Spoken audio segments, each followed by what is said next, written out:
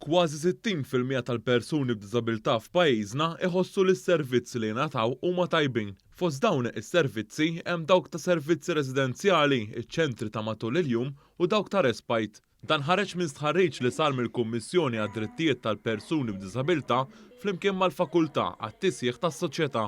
Il-Kummissarju tal-Kummissjoni Samantha Paġ Gazan qalet kif is-servizzi mogħtija għandhom dejjem jissaħħu, iżda saħqet li dawk li qed jingħataw iħarsu lejn id-dipendenza tal-persuni b'diżabilità.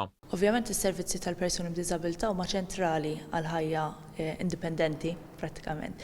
U allura huwa importanti li nieħdu pass lura u ngħidu isma' qed isir l-investiment imma x'inhu l-impatt li qed iħalli fuq il-persuni b'diżabilità fl-aħħar mill-aħħar.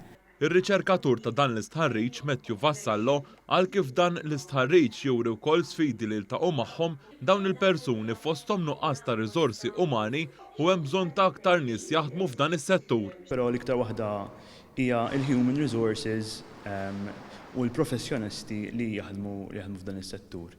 Minħabba dan mbagħad jinħolqu barriers oħra bħal waiting lists, servizzi li ma jilaħqux mal-bżonn, jiġifieri il-frekwenza tas-servizz mhix qed tlaħħaq mal-bżonn biex dawn il-persuni jgħixu aktar b'mod inklusiv fis-soċjetà Maltija.